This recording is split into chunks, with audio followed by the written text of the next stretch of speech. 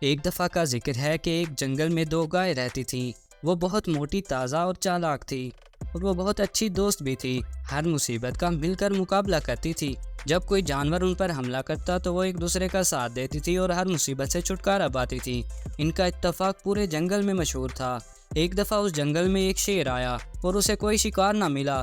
شیر بہت بھوکا تھا۔ اس نے ان گایوں پر حملہ کرنے کا سوچا، لیکن وہ ان پر حملہ نہیں کر سکتا تھا۔ تو آخر کار وہ ایک لومڑی کے پاس گیا۔ شیر نے اس لومڑی سے ایک ترغیب پوچھی۔ اس نے کہا، لومڑی مجھے بتاؤ کہ میں ان کا کیسے شکار کر سکتا ہوں؟ تو لومڑی نے کہا، گھبراؤ نہیں، سب سے پہلے میں ان دونوں کو آپس میں جدا کرتی ہوں۔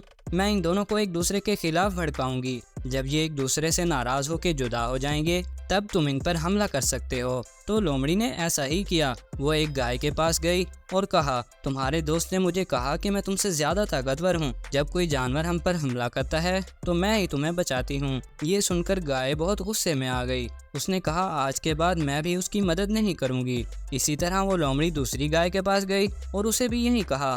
اس نے کہا، تمہاری دوست گائے نے کہا ہے کہ وہ تم سے زیادہ طاقتور ہے۔ جب بھی کوئی مصیبت آتی ہے تو میں ہی اسے بچاتی ہوں۔ یہ سن کر دوسری گائے بھی غصے میں آ گئی۔ اس نے بھی سوچا کہ اب کے بعد میں بھی اس کی مدد نہیں کروں گی۔ بس پھر کیا تھا، شیر کو ان دونوں کے کھانے کا موقع مل گیا۔ سب سے پہلے اس نے ایک گائے پر حملہ کیا اور اسے مار کر کھا گیا، جبکہ دوسری گائے چپ چاپ دیکھتی رہی اور اس کی مدد کو نہ آئی۔ کچھ دنوں بعد شیر نے دوسری گائے پر حملہ کیا اور اسے بھی کھا گئی۔ یوں ان دونوں نے نا اتفاقی کی وجہ سے اپنی جان گنوا دی۔